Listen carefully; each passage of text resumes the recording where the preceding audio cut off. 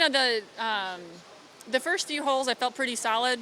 Actually, the front nine I felt pretty good. Just kind of getting it around. I missed a short one on number 2, but I was like, oh, that's all right. Just wasn't really that committed to it. And then number 4, everybody was right there. Maddie was there too, so I happened to make a birdie putt. And then she came in and made an eagle putt, and then Morgan made a birdie putt, so we were 4 under on number 4, so that was pretty fun. And then played solid the rest of the front 9, and then a number 10, an old swing crept in, and I drop kicked it and got it about a good 100 yards off the tee, so that was pretty solid. And let's see, I doubled the bogey that one. I had a heck of a putt for bogey, and then on the par 3, blocked it in the water and had a great double. I mean, it was just like, and I was like, okay, we need to settle down here. And thankfully, I made a really good putt on 12 to save par. And then just kind of, I had some really good putts. I was really committed, and I felt the speed out here really well this week. And thankfully, because I had some really good between 8 and 12 footers that I needed just for par coming in. So it was a grind on the backside, shall we say. Did you feel anybody nipping at your heels? Because obviously Morgan got within a couple, and then Sarah was in a group ahead, but she got within a couple. Did you know the situation? How were they? I had no idea until after 18. A friend of mine said, hey, did you know you needed that putt to win? And I said, I had no idea, because I knew where I was with Morgan and Maddie, and I didn't know about anybody else. So, yeah, thankfully that last putt went in. Are you glad you didn't know, or would you have preferred to know? Actually, I'm glad I didn't know, because I was trying to do 2 putt, get a good speed and get the line, and so it worked out. What's it feel like to be a back-to-back champion? Well, it's been probably about almost 30 years since it happened, and but it's amazing. That's 5 times now to match Michelle Smith. I just high-fived her, said, hey, I'm part of your club now.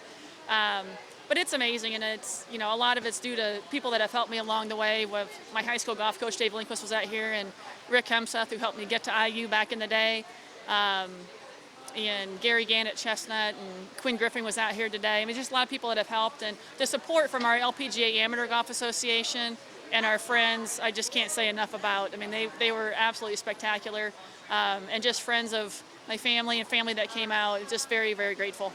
You're really quite a following out there. Kind of talk to you about it, maybe like carrying the torch for these ladies, gaining a lot of experience. What's it like having all the people out there and kind of carrying the torch for that group? It's amazing. We've got our LPGA Amateur Golf Association's got over 110 members in it, and it's just a great group of women. So anybody that likes the game of golf, wants to come out and play, it doesn't matter your experience level. It's just a great organization to be involved with. It's a great big sisterhood, and that's what we always talk about. And it truly is. I mean, you saw them out there today, and that support meant so much out there, and just knowing they were with me out there. How many Fort Wayne City tournaments do you still got in you? Hopefully a lot. I feel like I'm just kind of getting back in my groove here.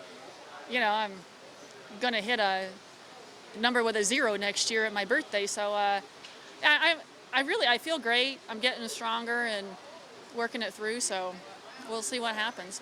Do you have a number in mind, like a number of titles you'd like to win for the next 10, 15 years?